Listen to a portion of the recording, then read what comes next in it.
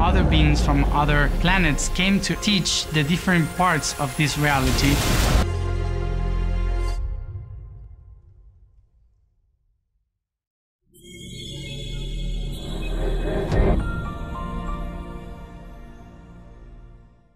So we'll get going, and let's see. With me, I'm really an archaeological writer. I write about archaeological mysteries, and I write on all kinds of things: anti-gravity, UFOs, Bigfoot, various mysteries, whatnot. So for me, megaliths are what's important. And I've been fascinated traveling around the world. I love seeing giant walls, and the mysteries associated with them. The largest megaliths that we know about right now are the megaliths at Baalbek in Lebanon, which is right near the Syrian border. And in fact, here's a friend of mine, also a British pilot named Ralph Ellis, and he's there at one of the giant stones at Baalbek. These stones weigh about 1,000 tons. I mean, they're just so huge. And in fact, it's only been recently, in the last 5 years or 8 years, that the very largest stone that's ever been found in a quarry was found at Baalbek. And it had a bunch of rubble on top of it, so they cleared it out eventually.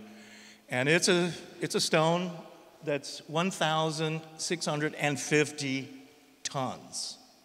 I mean, these stones are so super heavy that moving them, even modern construction companies would have difficulty moving stones like this. Normally you would have to build a crane or something at the site to move these things. So why are people building with such giant blocks of stone, which would seem so difficult to us? And I maintain ultimately that it was easy for them to build with these giant stones because they had advanced technology, including levitation and things like that. Now, what you have at Baalbek is this ancient platform of giant blocks of stone, and the largest blocks never actually made it there. And then a Roman temple is on top of it. We have the same thing in Jerusalem. In Jerusalem, at the Solomon's Temple, which part of that's called the Wailing Wall in Jerusalem. And it wasn't until about 20 years ago that the Israelis themselves cut a tunnel going to the left of the Wailing Walls, and they cut a tunnel going into an unexcavated part of King Solomon's Temple. And what they found was this giant block here. And the woman is standing here in front of it. The block is really above her. We don't know how much this block weighs, but it's also like 1,000-ton block of stone. And then these smaller blocks that she's standing next to, there's about 4. They're perfectly fitted together. There's some articulation. But this is a gigantic megalith. We don't even know how much it weighs because we don't know how deep back the stone goes. But so King Solomon's Temple at Jerusalem is similar to Baalbek. It's built on top of another ancient structure that's gigantically huge, and we don't know what these things were.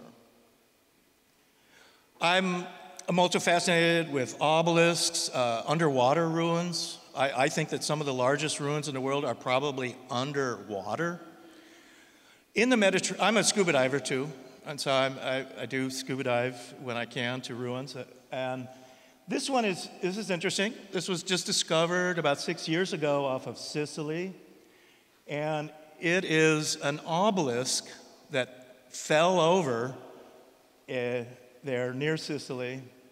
I'll go back to it. There's over 200 known sunken cities in the Mediterranean.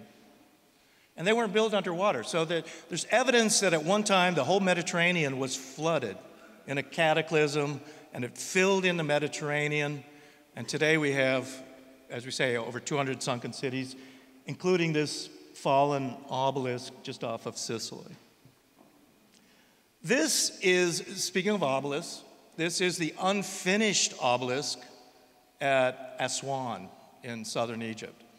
It's an aerial photo. This is also one of the largest megaliths in the world. A typical obelisk weighs about 500 tons. The unfinished obelisk is important, and it actually weighs about 1,000 tons. But what happened with the unfinished obelisk was that whoever was quarrying it, perhaps it was the Egyptians, although it could have been some earlier civilization, they were quarrying through this red granite at Aswan, which is in southern Egypt. And as they began to cut underneath the obelisk, they realized that there was a natural crack in the rock that they hadn't seen yet. And once they saw that crack in the rock, all work on the obelisk stopped, because the obelisk wasn't going to be perfect. It was going to have a crack in it. And they couldn't use it. Any obelisk that wasn't perfect, and obelisks, by the way, are, when they're made out of granite, which most of them are, they're infused with quartz crystal. So in many ways, an obelisk is a crystal tower, a quartz crystal tower in many ways. So, and quartz crystals emanate energy. They can even lasers can encode quartz crystals with information, computer information, just like a memory stick or a CD or a DVD or something like that. So we'll talk more about obelisks as we go along. My new book, which just came out recently, is all about obelisks, including obelisks on the moon. We'll talk about that a little bit later. I've always been interested in ancient civilizations and Atlantis, Lemuria, Mu, ancient India, all that stuff. And of course, I love to travel to all these places. The story of Atlantis is the story of a pre-flood civilization. Some civilization that's before, say, 10,000 BC or something like that. And Atlantis, the story of Atlantis is an Egyptian story that's told through the Greek philosopher Plato and his uncle Solon, who was a Greek statesman, and he went to Egypt. This is about 500 BC or something. And the Egyptian priests in Egypt said to him, to Solon, they said, "You Greeks don't even know your own history. Greece is a much older country than you even realize." And then they tell him the story of Atlantis. And Atlantis is out beyond the Pillars of Hercules, the Straits of Gibraltar. Atlantis, in theory, according to Plato, was out in the Atlantic, say perhaps where the Azores are today, and that it had concentric canals that went into a center of a city, and there were huge temples there. There was a large mountain to the north. Atlantis had huge fleets of ships, and the Egyptians tell Solon too that the Atlantis and Greece, or what we would call ancient Greece, and the Mediterranean, that they've even fought a war. There's other lost lands too, including this one, Kumari Kandam. This is the Tamils in southern India. They have this tradition that there's this literally a lost continent that goes south of India down to Australia and Madagascar. Somehow there's this lost civilization that's underwater in the Indian Ocean. So for me, it's traveling around the world, seeing these megaliths, megalithic structures, perfectly fitted together. Blocks of stone, the blocks are weighing 80 to 200 tons. Even a megalith that's weighing only 5 tons is a very large, heavy stone. So once you start building with 20-ton blocks, 80-ton blocks, and as we're looking at Baalbek, 1,000-ton blocks of stone. It would seem so difficult to us. These ruins here are in Peru. They're at a place called Ollantaytambo. And you see here how the massive red granite blocks are fitted together perfectly. What you're seeing in the background is the remains of an unusual wall at what they call a sun temple. And this is what you see today when you go to Ollantaytambo. huge blocks of granite just scattered around like some kids' play blocks that have just been destroyed by an earthquake, or modern archaeologists think that it was just never completed, this structure. And they're saying that the Incas built this only like 100 years or 200 years before the Spanish got there. But this is what it looks like today. This is what it looked like during the Spanish conquest. This is what it looked like during Inca times too. The Incas were themselves, and the Spanish, they were unable to move any of these blocks.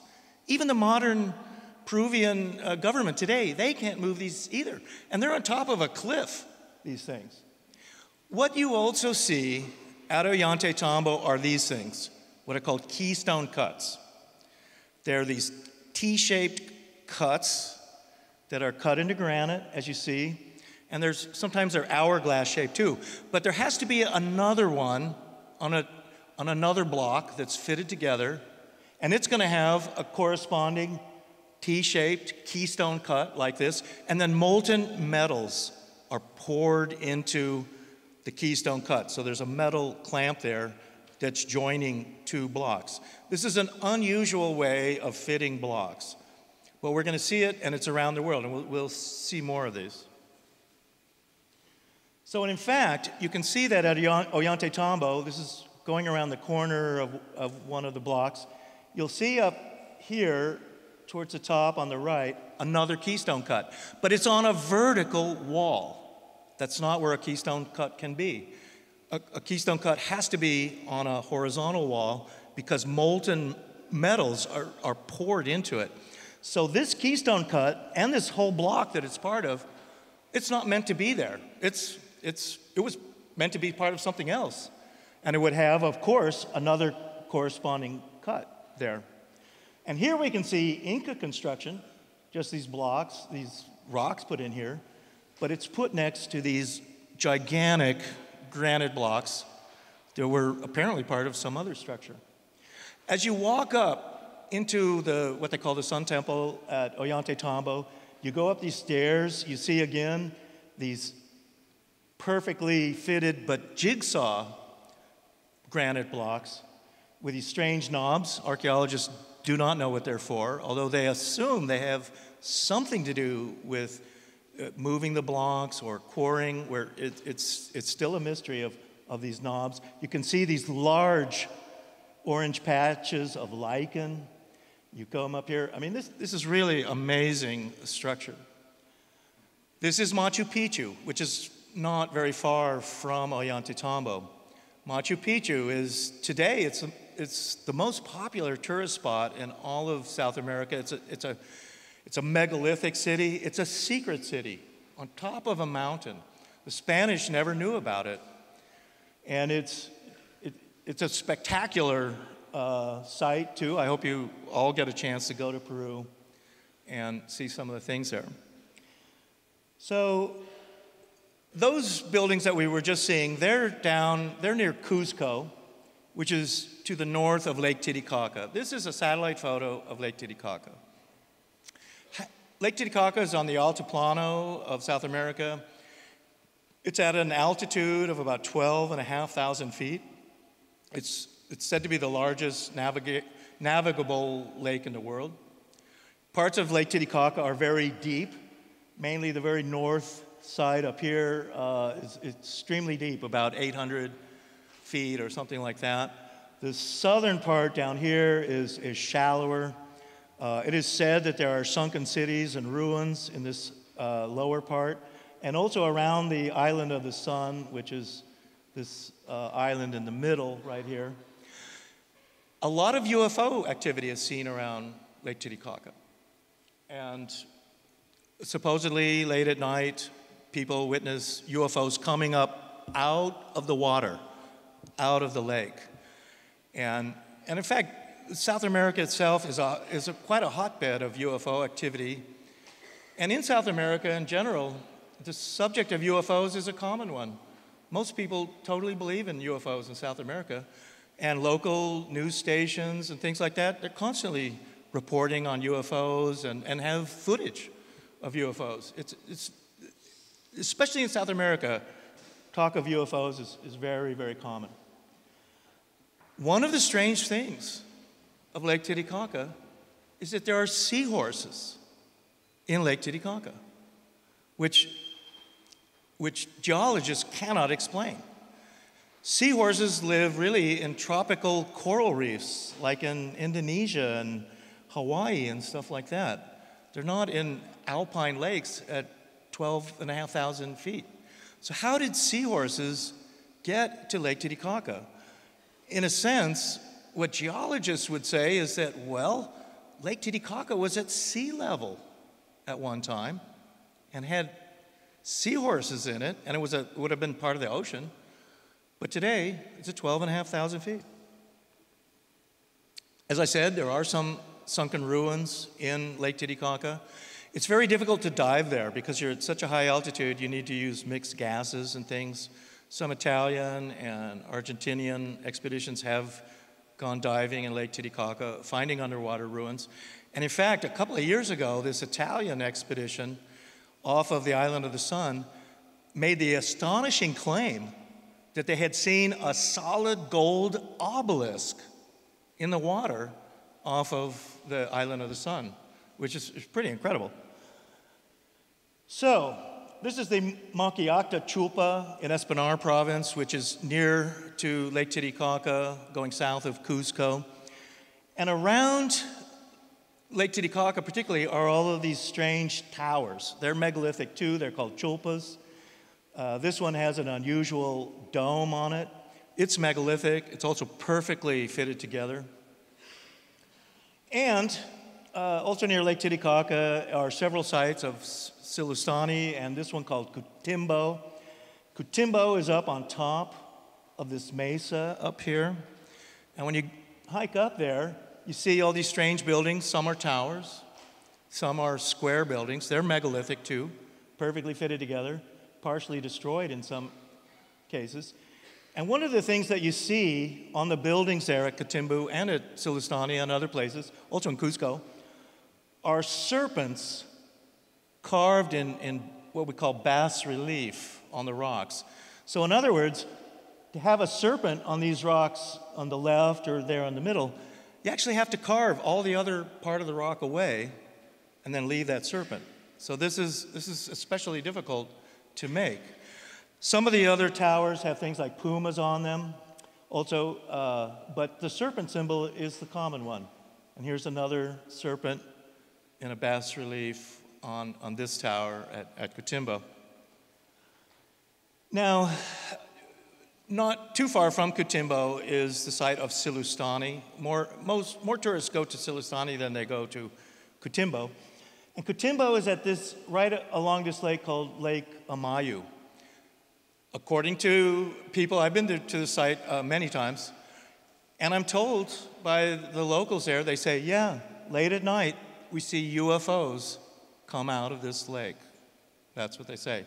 There's another lake near Cusco, where also people say, yeah, UFOs come out at like 4 in the morning.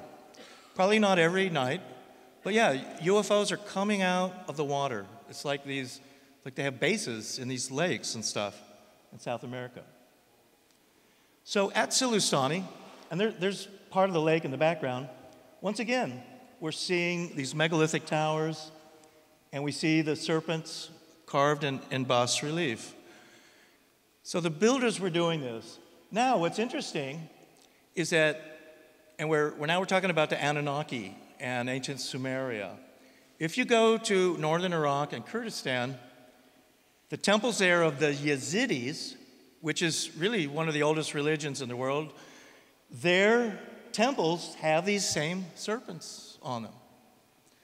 And they really are these people are the inheritors, essentially, of the ancient Sumerian religion, of the ancient Sumerian culture. And it's their religion. The ISIS and these, the war in Iraq and whatnot, one of the things that these jihadists were trying to do was destroy all these people. And there's only a few of these temples left in Kurdistan in northern Iraq. So there's some connection there, and we'll see some more. So here we go. Here's a modern photo of one of these temples, again with the serpent on there. And in Cusco, you also see all this. I mean, I could show you literally hundreds of photos from Peru of serpents on these walls. So on the southern part of Lake Titicaca is Tiwanaku. And Pumapunku is part of Tiwanaku. This is Bolivia. Half of Lake Titicaca is in Peru. The other half is in Bolivia. This is the famous Gate of the Sun at Tiwanaku. It's been split in an earthquake. This is a monolithic door. In a sense, it's a door carved into one giant solid piece of granite. And that is Viracocha at the top. Said to be Viracocha. He's holding two strange staffs on either side, some kind of rods. And there's many stories too that and Moses had one of these staffs, these magical staffs that you could strike. They could perhaps levitate rocks. Moses had water coming out of a rock when he struck it. But it seems that Viracocha is holding these staffs. We'll see a picture of him in a minute where he's actually got tears coming down on his cheeks. And they say those are the tears of the sun.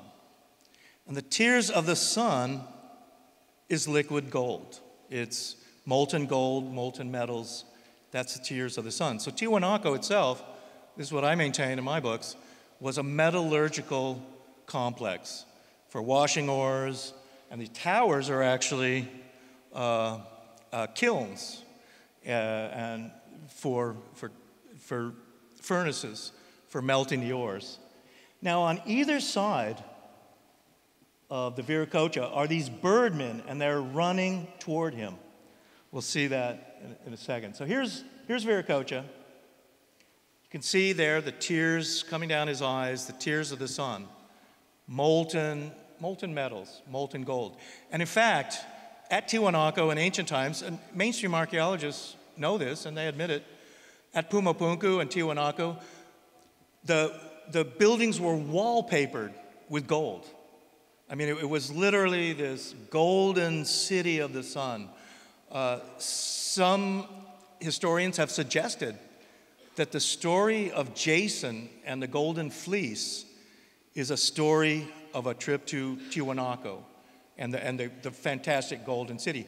And by the way, around Lake Titicaca and all through Peru and Bolivia, even today, there's hundreds of gold mines and copper mines. It's tremendously rich in metals.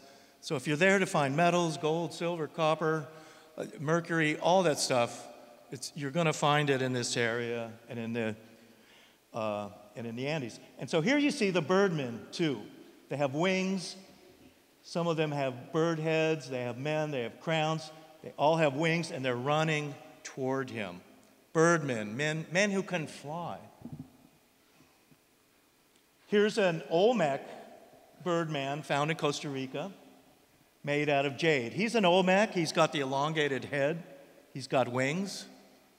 He's a birdman too. He can fly.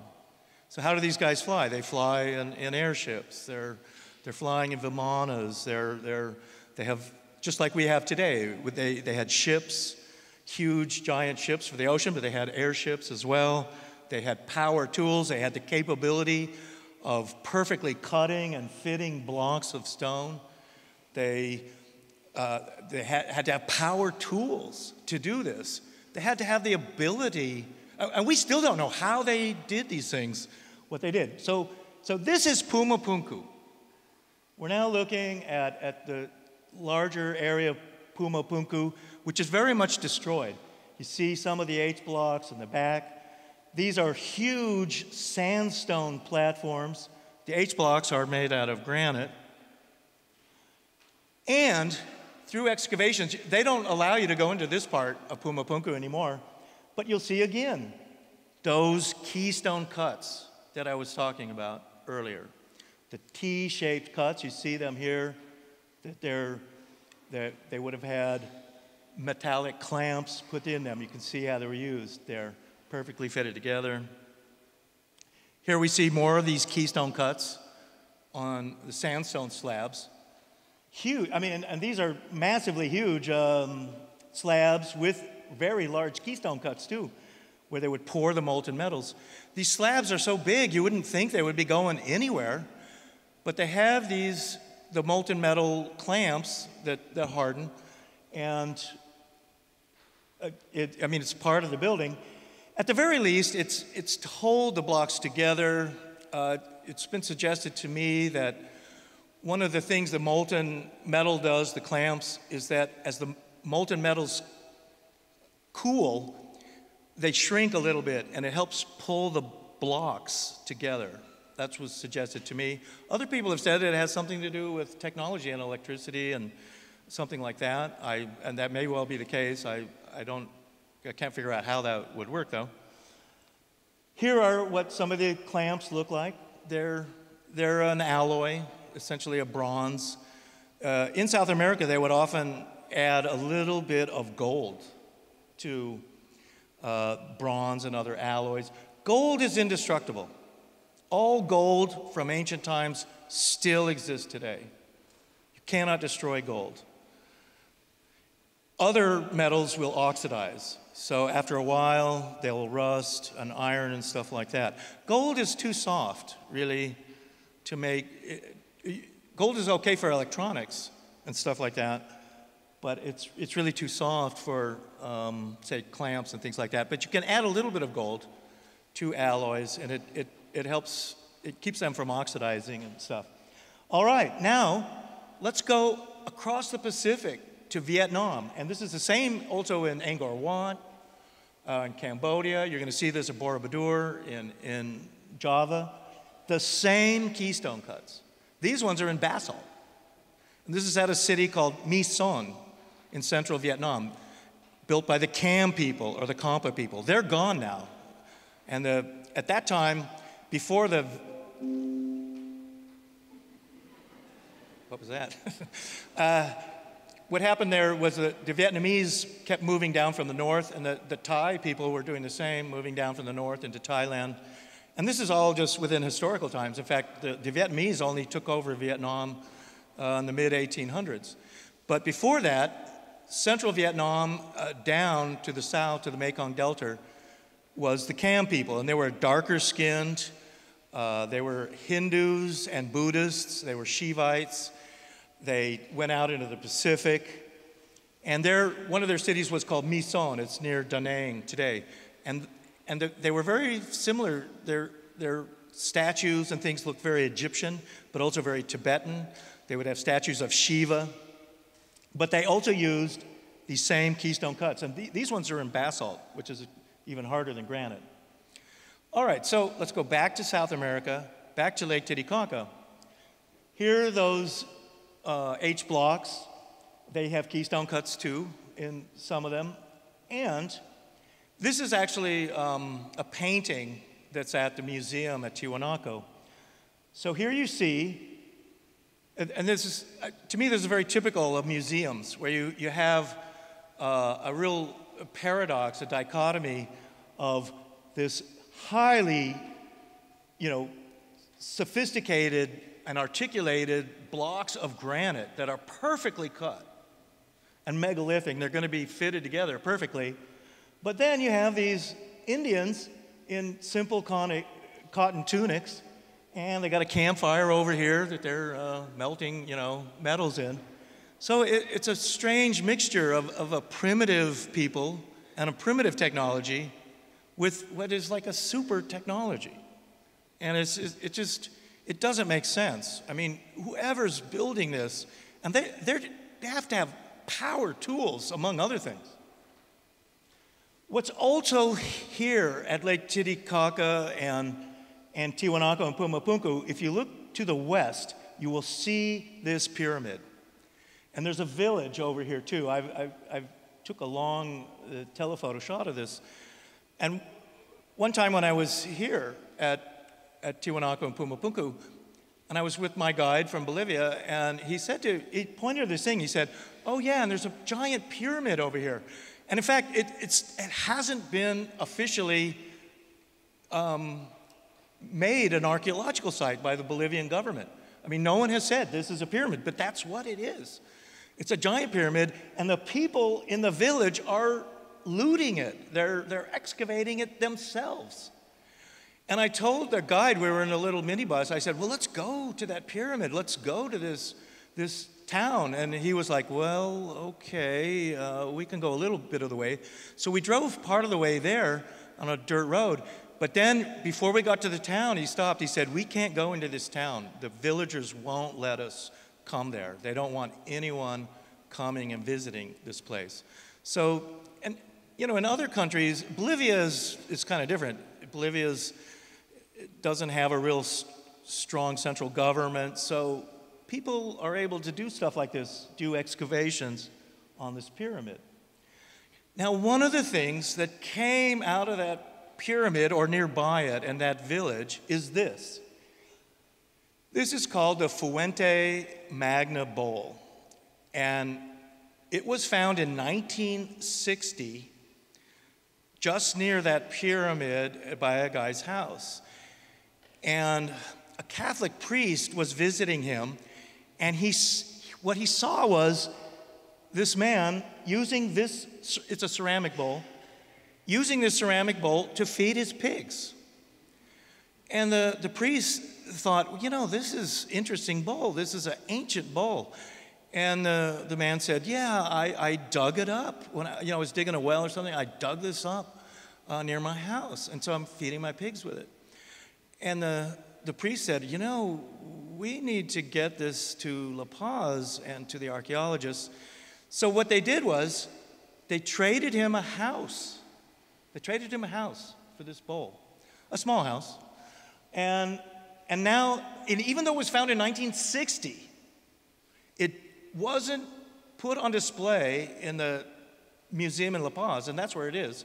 It's in the Gold Museum in La Paz today, which is a national museum. And this is the big deal with this bowl, the Fuente Magna Bowl. It has two types of Sumerian writing on it. It has Sumerian hieroglyphs on the right side, and then it has Sumerian cuneiform on the left side. So this bowl, it's in the National Museum in Bolivia, but this bowl can't be there. This mainstream archaeology cannot ever recognize this bowl as being authentic because it would mean that Sumerians had been coming from Sumeria to South America and to Lake Titicaca and to Tiwanaku, and that they were doing some of the mining and that they were building some of this. And this is an archaeological time bomb in South America, in a national museum. All that mainstream archaeologists can do with this is ignore it. They'll just pretend it's not there. They just won't talk about it. You won't see it. Even though it's in a national museum in Bolivia, they're not going to talk about this because this one object singularly destroys all of the history that they're claiming about South America, North America, Sumerians, people traveling across the Pacific, across the Atlantic, people traveling around the world in ancient times. I mean, this bowl is probably from at least 2000 BC, more like 3000, 4000 BC. A lot of the dating is kind of strange. That's my friend Christopher Dunn, who's from Manchester, standing there in the background. When you're in the museum, they tell you, don't take photos of this bowl. Well, you know, yeah, give me a break, you know. First thing I did as soon as the guard walked away was start taking photos, you know. But that's not all. Well, here's the H blocks too. Wait, did I miss? Yeah, I missed something. Here we go. Yeah, I went to, yeah. Okay, there's another one. There are two artifacts. Also found in that pyramid that I was showing you is the Pokatia statue. It too has Sumerian writing on it, which is here. The writing is on his thigh. This is a red granite statue. It's about 4 feet high. It's been broken in two. It's also in that museum, but it's not on display. I've seen it because when Ancient Aliens went there to do one of the episodes, they brought it out. And I took all these pictures, but it turned out my camera had already run out of, I'd already filled up my camera, so. But this is, so you won't be able to see this. If you do go to La Paz, you'll be able to see the Fuente Magna Bowl. So here, once again, we have Sumerian writing on an object that's found near Tiwanaku. All right, so the famous H blocks, they are cut in such a way and articulated in a very fancy way. I mean, the way they are cut, very precise cuts and articulation, even fancy decorations like you can see on the inside. Extremely well made. They're made out of granite. This is what they would kind of look like if they were being fitted together. And here, now we'll have a look at how these walls might have been constructed.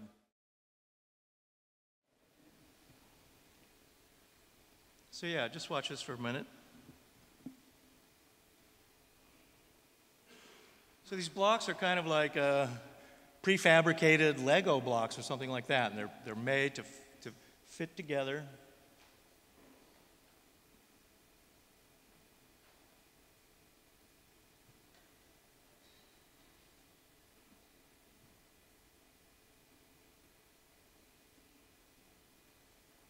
Yeah, so here they come down, and they would make this really like a giant wall. So you can see that this H blocks and what's here, it's tremendously sophisticated. And so this goes back to where we saw the Indians in their simple cotton tunics with a campfire, making all this stuff. That's just clearly not the case. And this is such a problem with mainstream archaeology, is that, yeah, when engineers look at this stuff, they can see that this is a tremendously advanced technology and building. This is not done by simple people. So here's Christopher Dunn again, my friend from Manchester. He lives in Illinois now, and he's a great engineer. He wrote the Giza power plant book, which I totally endorse. And we've traveled a number of times to Peru and to Egypt. This is the Serapeum in Saqqara, just west of the Giza pyramids in Egypt. And to go into the Serapeum, which was closed for many years in Egypt, you had to, for about 15 years, you could not visit this. I had been there in the kind of mid-'80s or so, and then they closed it, but then they did reopen it again just a few years ago. But when you go there, it's just flat desert, what you're looking at, but then you start walking down these stairs, and you enter into these catacombs. And what's in there are these gigantic basalt boxes, which are made out of basalt. They weigh about 80 tons. They have a giant lid on them. They're huge boxes, and archaeologists don't know what they were for. They assume that they were coffins, giant basalt coffins for mummified bulls, which they call the Apis bulls. But they only found one of these bulls in one of these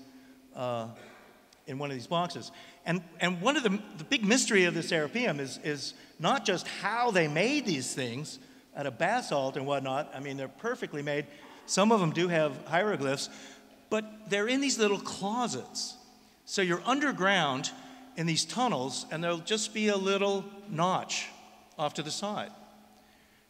But how could they move these 80-ton basalt boxes through these tunnels? What mainstream archaeologists are saying, well, you just get so many hundred people pulling on a rope, and you're wearing harnesses and stuff like that. And you're pulling and you're hauling this just with your brute strength, these giant blocks of basalt into these tunnels, but there's no place for these people to stand. And you would have to push these things into these little closets and cubbyholes. So exactly how they would even move these things, again, without having some kind of levitation or anti-gravity. You can't imagine it. And the Egyptians today can't move these boxes at all. One of them is blocking, it's actually blocking the main tunnel. But the Egyptians can't move it, so you have to walk around it. And when you're down there, you're just like, what? You can't figure out what's going on or how they would move all these things. Whoops. Here we go. Yeah, that's me and looking at one of the blocks. This is an illustration of how you might make these blocks. I mean, they don't know how they would even make them. You would actually have to use a drill and just drill out the box, the inner container of these basalt boxes. I mean, it's incredible. You're just there, and particularly when you're an engineer or somebody who does this stuff, you're amazed. You're like, wow, who is doing this stuff? There are some hieroglyphs that have been etched into it. Most of them are plain, but there are a few hieroglyphs. But even making these hieroglyphs on these basalt boxes would be difficult. I mean, how would they do that? You would need diamond-tipped drills, like a dentist drill or something, to etch and cut these hieroglyphs into these basalt. Basalt is so extremely hard. It's probably the most difficult stone to be working. Here's Christopher Dunn inside one of the boxes, and he was able to, he's using precision machining tools to look at the precision of it. And this one thing I learned from him was that when you're using computer-aided, CAD designed tools, and again, you have diamond tools, diamond cutters, and you need electricity and stuff to power these things. But with that kind of technology, everything's going to be perfect.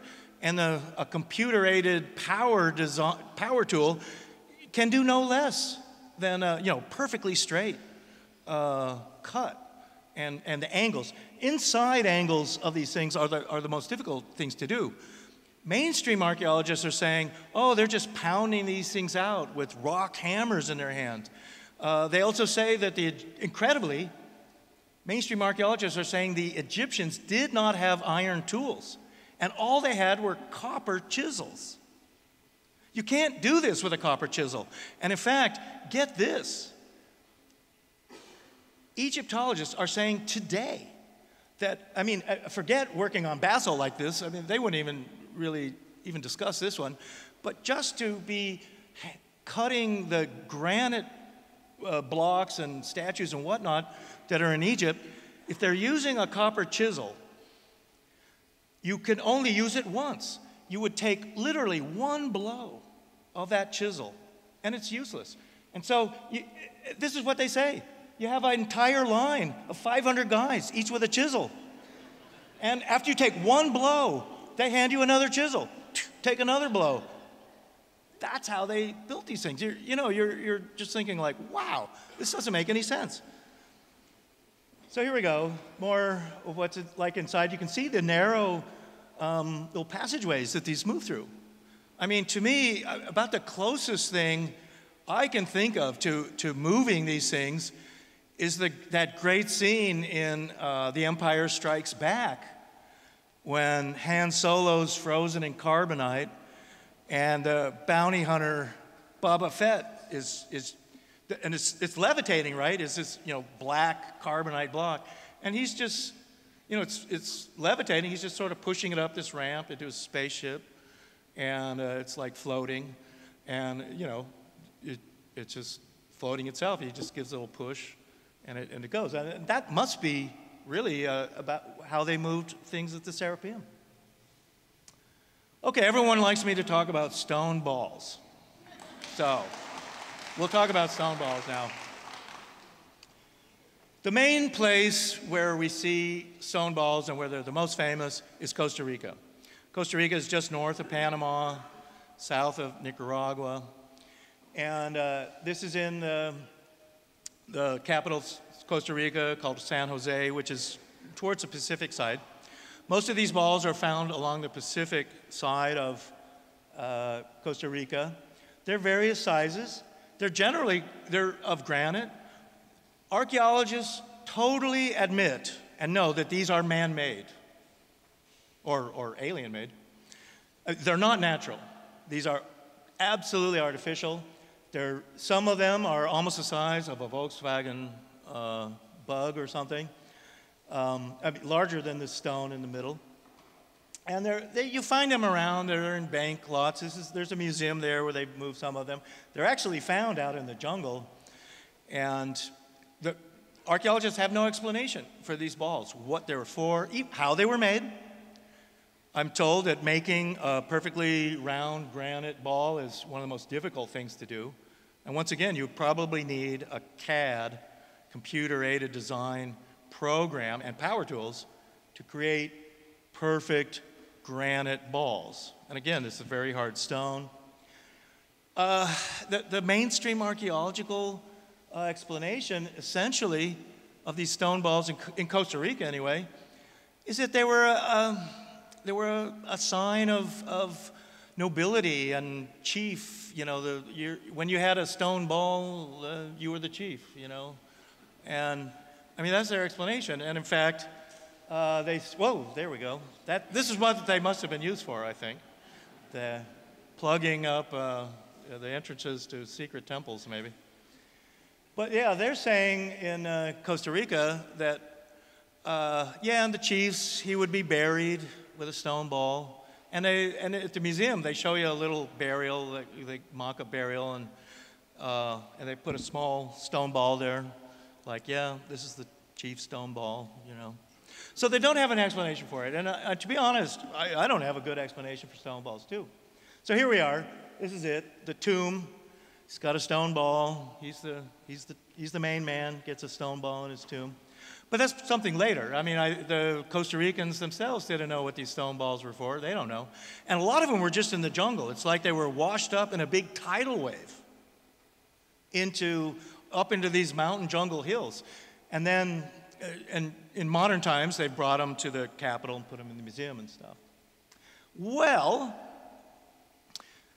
let's now have a look at the trolley, the Los Angeles trolley. Now, this was a booklet that was sent to me by somebody, and around 1910, in Los Angeles, they wanted to build an electric trolley going from the coast through Santa Monica, going inland.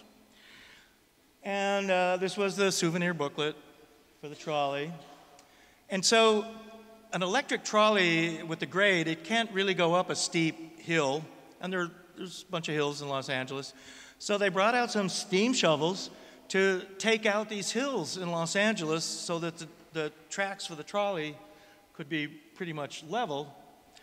And what happened when they started digging into this hill? A bunch of stone balls. So they find, so they go into this hill, and it's got like 30 stone balls in it. At the time, they said, oh, they're dinosaur eggs. Today, we don't know what happened to these stone balls. They ended up in people's gardens and stuff in Los Angeles. They've all kind of disappeared. We don't know where these things are now. But, I mean, this is just bizarre, you know. So these stone balls were somehow washed up in Los Angeles, covered with dirt, some cataclysm or something, and then, well, in 1910, they uncovered this, dug into this hill, and they found them. All right, let's go to Franz Josef Land in the Russian Arctic. This is up near Spitsbergen, but it's to the east. It's actually part of Russia. So you go up there. Very few people ever get up to Franz Josef Land. Cruise ships cruise up here now and then. And so some tourists get up there. Well, what do you see up there? A bunch of stone balls of granite, like this one on the right. It's cracked, but it's like a perfect stone ball. That's a granite stone ball. What's it? In fact, this is one of the things that the tourists go and take photos of when they go to Franz Josef Land. Is, oh, let's go see the stone balls. And exactly what they're doing. Now, archaeologists and geologists are saying, oh, well, these are not, artificial. They're somehow natural. And to be natural like this, their explanation there is that, okay, some volcano that doesn't exist anymore, spewed out some hot lava, and as it flying through the air, it got spinning, and then it became a ball, and then it cooled, and it landed. I mean, that's kind of their explanation, actually. Or that somehow glaciers, made this thing.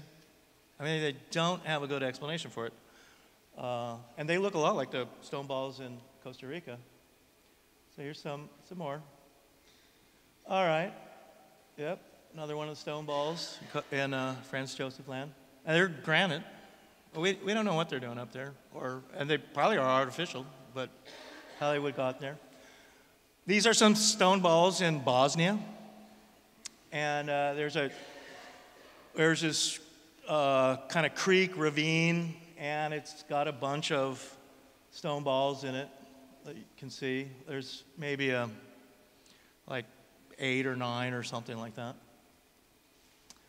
So here's more of the Bosnian stone balls here. All right, and now these ones are in Mexico, Piedras Bolas. They're saying they are natural too, somehow, and that, there are these volcanic bombs, that's what they're saying, that are thrown out. These ones are in Siberia, in Nazarovo, Siberia. This is just a couple of years ago. This was on the internet, and I was like, wow. So they were building this new city up in Siberia or something, and they found these stone balls. And I don't think there's any volcano or anything around this. So again, we don't know what these stone balls are doing here. Here you go. The Moriaki boulders in New Zealand, they're on the South Island, on the west side. And they're quite, any of you who've been to New Zealand or are from New Zealand, you would know about these probably.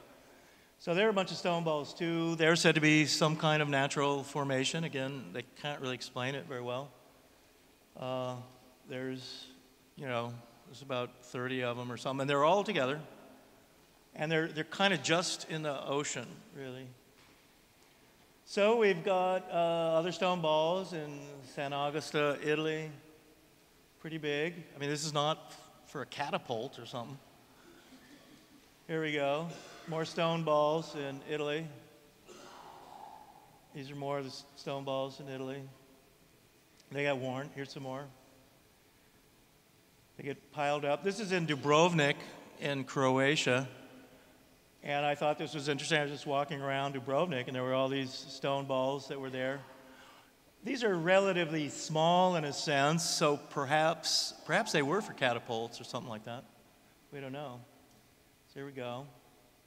Okay, Gongxi in Hunan, China. This is southern China, kind of near Hong Kong. And it's this town, and it's famous for its stone balls. And tourists go there, take their pictures.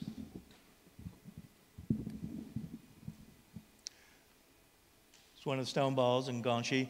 Now, this doesn't look like granite. This could be a concretion that's a conglomerate. These are stone balls at Malta. So until Göbekli Tepe was discovered, archaeologists were saying that the ruins on Malta were the oldest in the world. Now they say that Göbekli Tepe is older, but the stone balls there too. One of the ideas is that they use these smaller stone balls for moving megaliths, like sort of marbles or ball bearings underneath some giant slab of rock. I mean, that's not a bad idea. More of the stone blocks and stuff in Malta. Malta also has an obelisk. Okay, now let's go to Easter Island. And what do we find there? A stone ball. And in fact, this is a small one. It's in the museum. It's about the size of a volleyball or maybe a soccer ball, a little bit smaller. It's in the museum. But in fact, on the north side of Easter Island is a small pen, and it has a stone ball too, with a couple of other small stone balls on it. And Easter Islanders say that on the entire island, this is the most important thing. More important than all the statues on Easter Island or anything. It's this one stone ball. And archaeologists asked them, well, why is this stone ball so important? No one can say. And the islanders have no explanation either. They just say, oh, this is the most important thing. This is the most sacred thing on the whole island. And it's not natural either. So, I mean, you just got all this mystery. That stone ball is over sort of to the right of this. This is the quarry on Easter Island. It's called Ranawaraku. This is where the giant statues are quarried.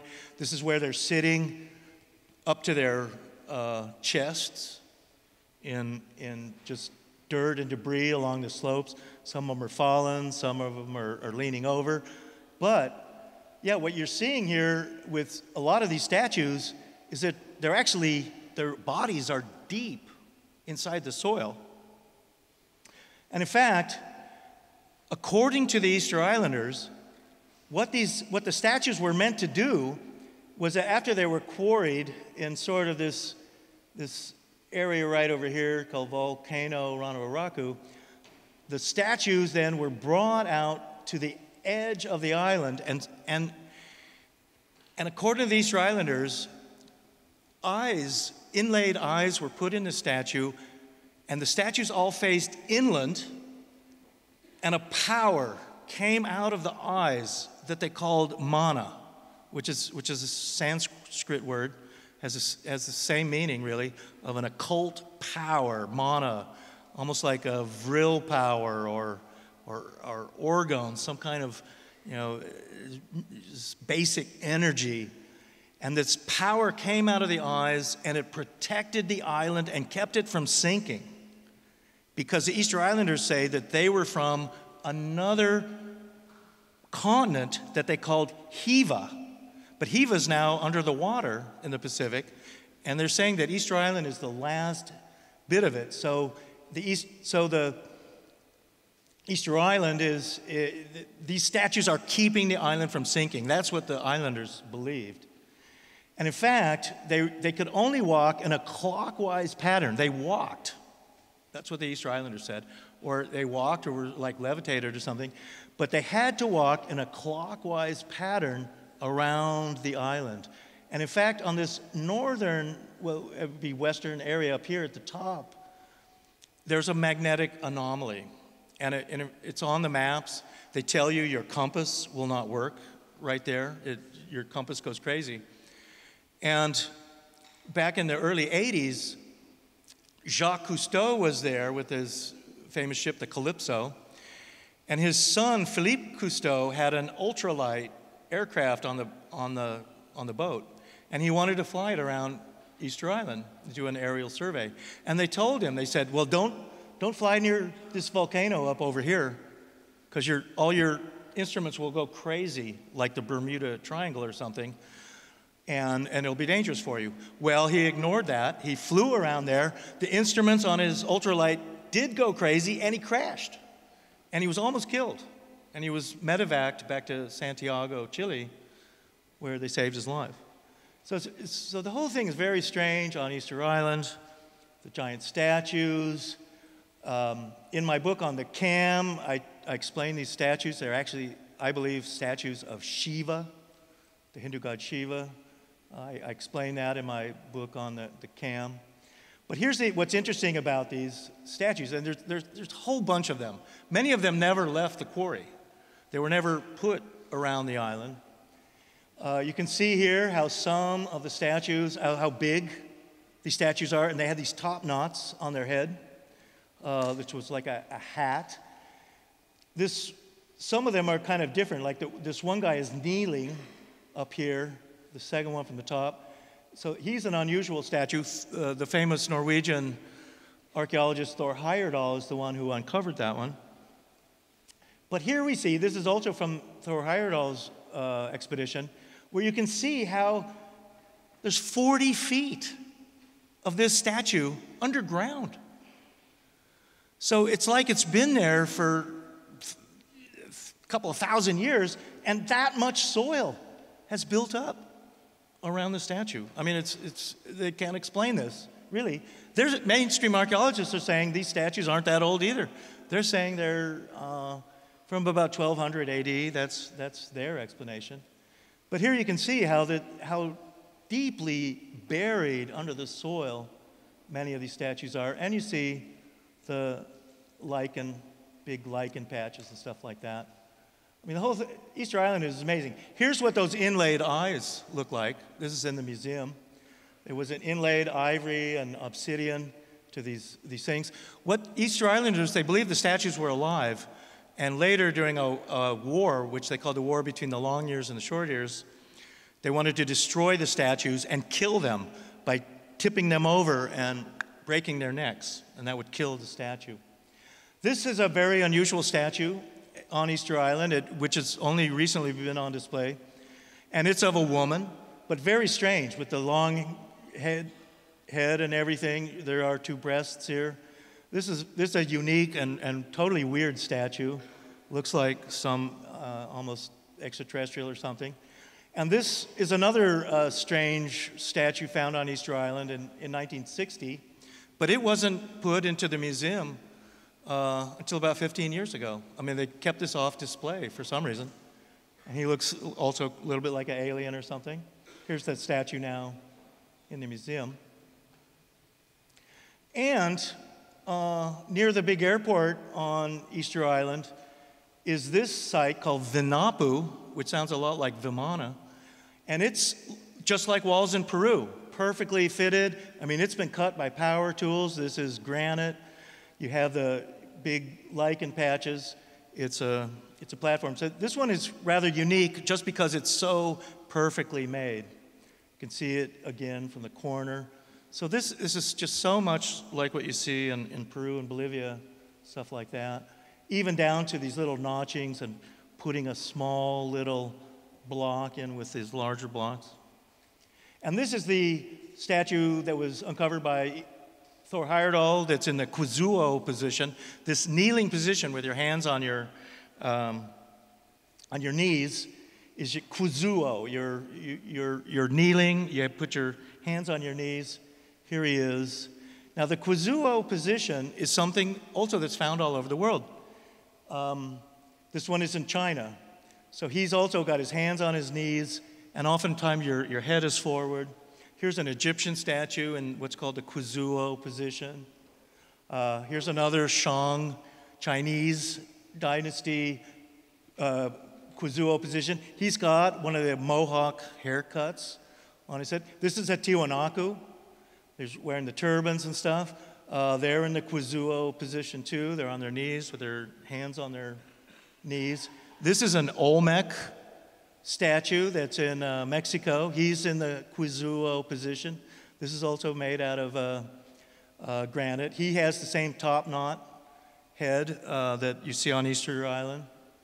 This one is at Mohenjo-Daro, which today is in Pakistan. He's in the Kuzuo position too. And now back to Easter Island. They have their own language and written language on Easter Island called Rongo Rongo, which no one can read today. But it apparently is the same characters and whatnot from the Indus Valley. And what the characters are it's the way you hold your hands and your arms. Every position is different. In India, that's called what they call mudras. And even the way you hold your hands and your fingers and everything, it all has a special meaning. This is the Rongo Rongo writing, which is written on these tablets. It's written in what they call the Bostafidan pattern, where one line is written to the right, then the next line to the left, right? They say as the ox plows. That's an unusual way of writing. We can't read, no one has been able to translate this, or the Indus Valley writing. And in fact, Doric Greek was written like that. The Hittite inscriptions in Turkey, they're also written in that same manner. All right, let's go to the amazing city of Nan Madol. It's on a Micronesian island called Ponape. It is built out of basalt. Archaeologists believe that 250 million tons of basalt was used to build the walls here in Nan Madol. This is an island that's kind of between Guam and New Guinea. Today it's the capital of the Federated States of Micronesia. So 250 million tons of basalt stacked up in these walls, 100 artificial islands. They're actually in the ocean. A lot of it's underwater. The largest stones are about 80 tons. And according to the islanders there, they say all of these basalt logs were flown through the air, levitated through the air from the other side of the island, and then stacked up into these walls. Some of it's underwater today, and 100 artificial islands, 250 million tons of basalt. And in fact, they don't know even where all this basalt came from. Entire mountains, much of it's underwater, entire mountains would have been dismantled for all this basalt. And in fact, there is one mountain on the other side of the island, and this part of it's a basalt plug. They call this Chicken Shit Mountain. And I mean, there are places on the island where you could get basalt for sure. I mean, it's a volcanic island. But so much material is in this city that entire mountains would be dismantled. I mean, it's the eighth wonder of the world. Giorgio and I are headed there just next month for an Ancient Aliens episode. All right, let's talk about cone heads real briefly and keep moving here. So, cone heads. We've got, cone heads are all over the world. They're in Malta, they're in Hungary, they're in Iraq, they're in Korea and China, they're in South America. So you have these guys, I mean, they're along the coast of South America, it's so dry. These ones are actually also in Paracas and Ica. So you have these elongated skulls. There are ways to manipulate a child's skull to do this. There's one from Chongos. This is near Paracas. This is an area south of Lima, on the way to Nazca, actually. And so here we have these guys with these heads, and I mean, their craniums are like twice the size of our own. And we don't know why people did this, and the big question, of course, is whether some people, rather than being manipulated into this, that they naturally have these elongated heads. So here we go. There's an x-ray of these guys. I mean, they are pretty much like normal humans, but they have these strange elongated heads. Now, this is a particularly unusual one of these skulls from Peru, because the idea is when you're a very small child, the plates in your head have not fused yet, so you can actually bind the head and then crush it, and you can force deformation of the skull. We know that can be done, and in fact, it was being done in Vanuatu, and in Kurdistan, and in Africa until fairly recently. But the idea is that these sutures and the plates in your head would fuse, but this guy doesn't have that. He doesn't have this normal fusion of the head, of the plates coming together. And so this is very anomalistic in the sense that it would appear that this whoever's skull this was, that they're not a normal human being, apparently. I mean, we just don't know, really. They're trying to do DNA tests on them. We have these things. But this is not just in South America, as I was saying. This is something going on all over the world. And in fact, this is the daughter of Akhenaten and Nefertiti. Her name is Meritaten. And yeah, she's got an elongated head too. And in fact, Tutankhamun, King Tut, he also has an elongated head. They never really talk about that. And when you see stuff about King Tut on TV, but he also has an elongated head like this too. Now the Anunnaki, they also had in northern Samaria, they also had these elongated heads, and they have what archaeologists call coffee bean eyes. That's what they call the eyes, which are very strange.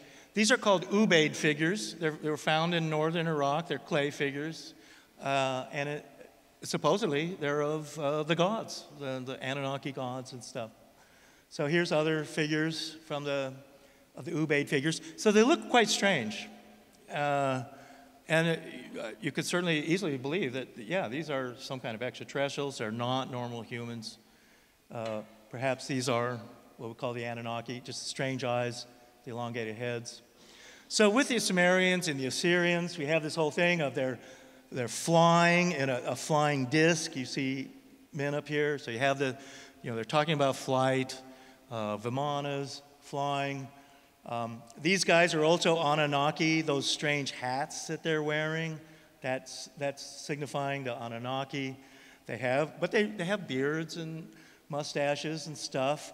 Here's one of the Anunnaki now with the wings, like the birdmen and stuff that we were looking at before in Peru. And since we're talking about flying saucers, let's have a look at some UFO photos. This is supposedly one of the oldest UFO photos around. There are a few older, 1929, taken in Ward, Colorado, April 1929. So it appears to be a UFO. This one was a giant cylindrical UFO over New York City in 1950, taken there, just huge, just cigar-shaped craft, just hovering over the city. Here's a close-up of it. This is taken Utah, June 10th, 1960. Nice color photo. That craft, and it looks a lot like the Adamski craft that many of you might be familiar with, and also similar to what they called the Honeyboo saucer that allegedly was developed in Germany during World War II. Now, these are really some cool photos you're about to see here. These were taken by a submarine, an American submarine called the USS Trepang in March 1971. And this allegedly took place in the North Atlantic, somewhere near Iceland. These photos were taken in 1971, but they were somehow leaked by someone in the American military, in the US Navy, I guess, to a magazine in Paris in just about 5 years ago. And so this magazine in Paris published these photos, and they're pretty astonishing. So the photos are being taken by a submarine, I guess through the periscope of the submarine, and they're watching this. And what happens is this huge craft begins coming out of the water, nose first. It comes out of the water. It's now coming out of the water. It's got water and steam is coming off it. Perhaps it has some strong electromagnetic field around it that's heating the water and turning it to steam. The craft is now leveling out over the ocean. You can still see water and steam is coming off of it. And then finally, as the craft it's leveled out, this is because it was photos from a magazine that was like the thing. You can see some lights or something along the edge of the craft. And then finally, the craft is leveling out over the water. It's like a huge cigar-shaped craft. And then here, finally, this big picture of what it looked like there of the water. And then, after this giant UFO came out of the water, another UFO came out afterwards that was a small, kind of triangular or disc-shaped craft. We're not really sure. It came out of the water afterwards, and then it flew off as well. So pretty astonishing photos, allegedly, coming from the U.S. Navy, but they were leaked. I mean, the U.S. Navy, someone who was on that craft, who had access to these photos, they then leaked it to this Paris magazine. Another interesting UFO event happened in New Zealand in December of 1978. It's called the Kaikoura UFO. And what was happening at that time was that a cargo ship airplane was flying back and forth between the North and South Island of New Zealand every night. It was a nightly cargo flight. And what was happening was, in December, they were being followed by a UFO almost every night. So they then put a camera crew onto the cargo airplane they wanted to film the UFO. And that cargo plane, when the UFO showed up again, and they're taking like 16 millimeter film of the UFO.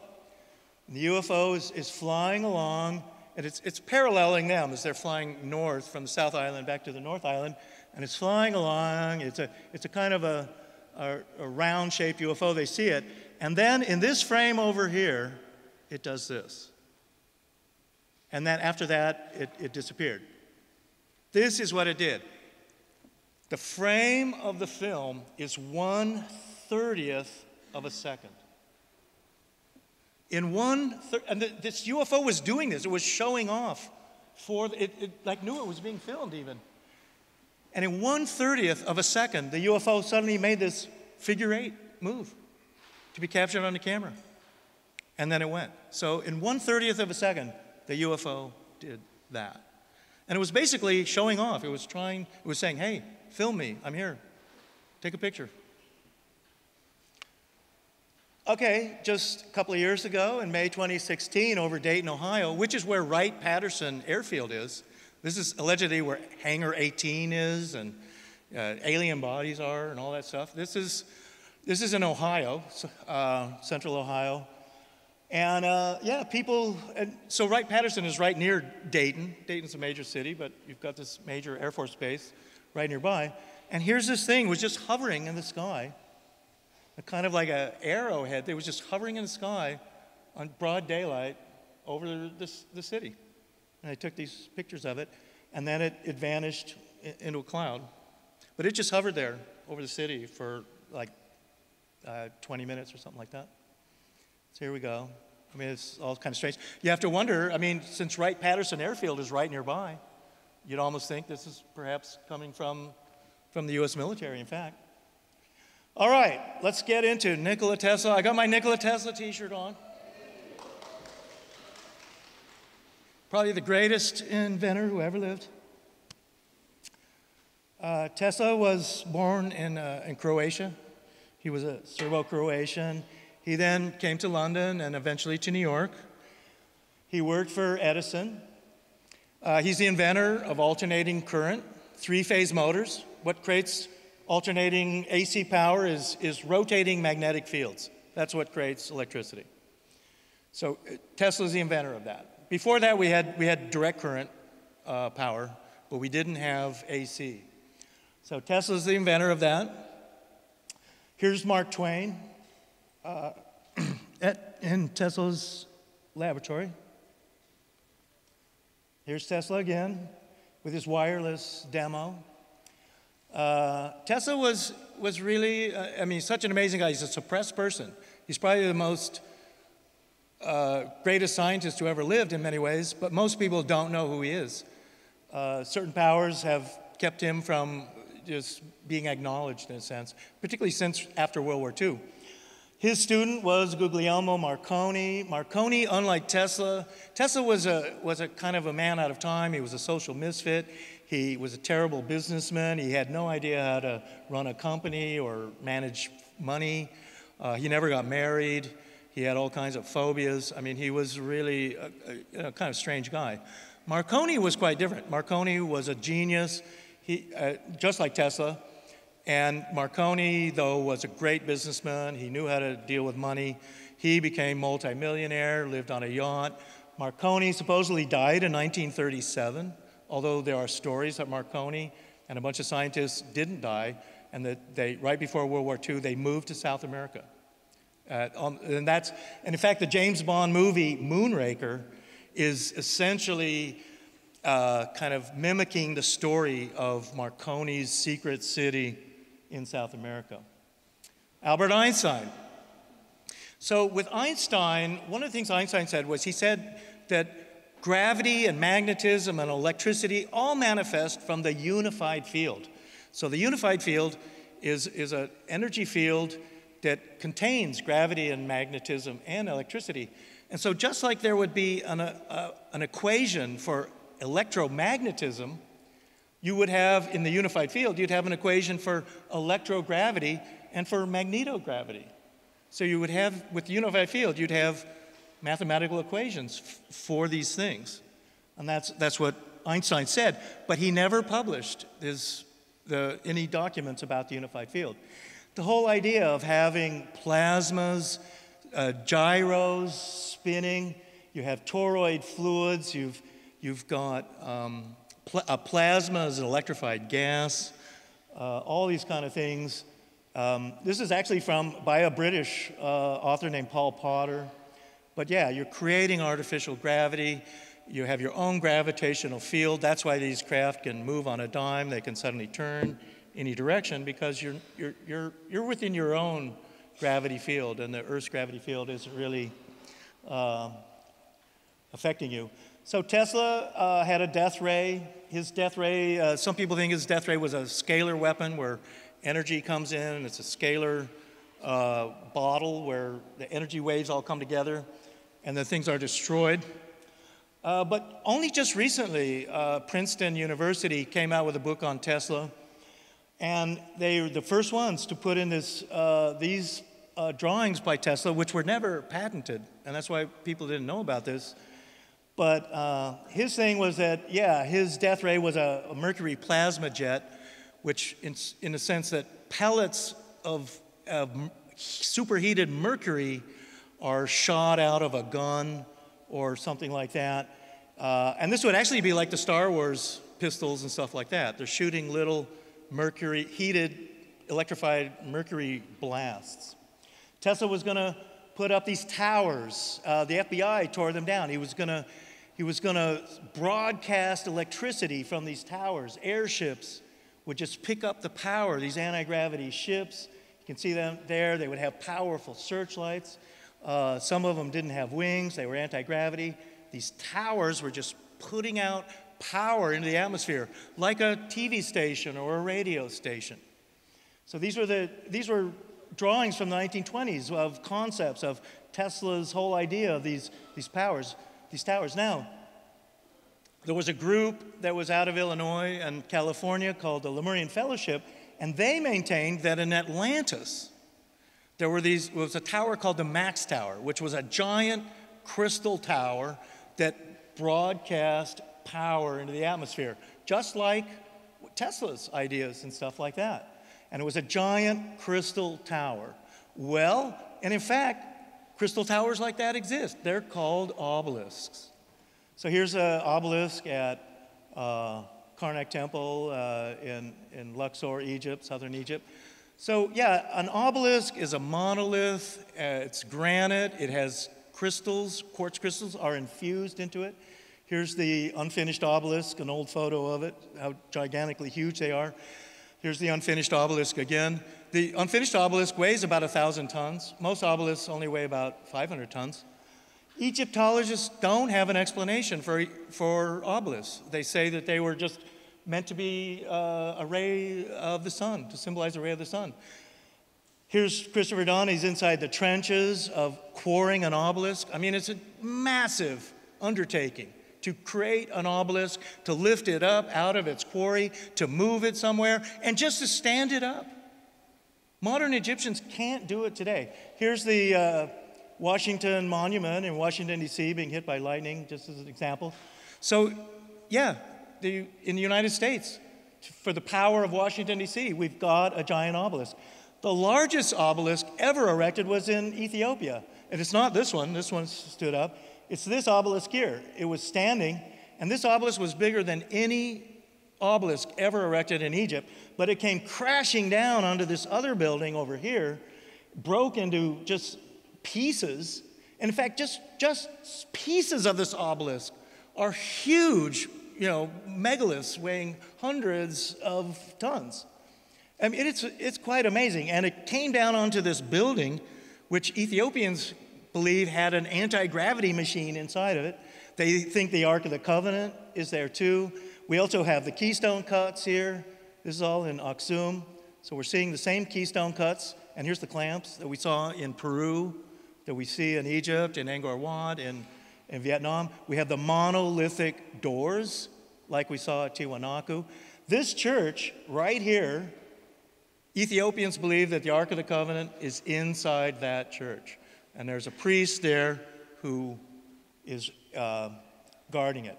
Now, there are obelisks here in England, and they're in Yorkshire. They're called the Devil's Arrows. And this is the Rudston monolith, which is also in Yorkshire near Scarborough. And it's an obelisk too. This was a strange story from a Canadian named Hugh Cochrane about the Great Lakes. And in it, he tells a story of the Presqu'île National Park. And in the early 1800s, there was an obelisk, he says, that was in the lake, and the tip just came out of the lake. And people would row out to it on a Sunday afternoon and anchor their rowboats to it and have a picnic. And they could see the obelisk going down into the water. This is what they said. But then there was a big storm, about 1805, and a ship hit the obelisk and crashed it, and that ship sunk too. So that obelisk isn't there anymore. Let's go briefly to the moon. We've got all these things. There are obelisks on the moon. They're called the Blair Cuspids. And here we go. They're photos. You see the shadows and stuff. Here we go. This is what it looks like. This is what the Blair Cuspids on the moon look like. So incredibly, apparently there are obelisks on the moon. And in fact, the moon itself is thought to be hollow by some people. We can talk about that later. There are craters on the moon that are thought to be bottomless, that perhaps go inside the moon. The moon is possibly hollow. And get this is also a leaked photo from the Russian Zond 3. This was one of the early Russian probes to the moon. And look on the right side, there's this huge tower over there on the right side of the moon. This thing it's 20 miles high. Here it is. So how about that? Apparently there are giant towers on the moon. Another Zond 3 photo of a lunar dome. The Russians were always very much open to extraterrestrials. They were, trying to, the communists wanted to disprove religion and whatnot. So the Russians always saw themselves as very scientific, that there would be structures on the moon. They had no problem with that. While NASA itself has essentially tried to cover up what's on the moon. And these are other things. Let's go quickly to Mars. I'm running out of time. This is the Phobos. There's a monolith on Phobos. It's called the Phobos monolith. It's also some giant tower that's on the moon of Phobos on Mars. Here's some of the structures of it. Mars has another moon called Deimos. This is another Russian photo of this craft moving into the Phobos, a huge cigar-shaped craft. It was then shot out of orbit, the Russian spacecraft. Quickly to Mars, pyramids on Mars, other structures on Mars. And this is called the Mars monolith. So it too is like an obelisk or something, also on Mars. And I know that I've run out of time already. I'm going to end my presentation right there. Thank you, everyone.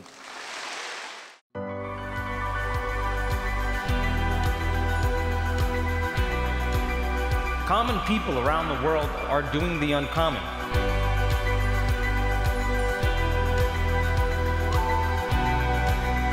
I mean, it is literally the Netflix of spirituality.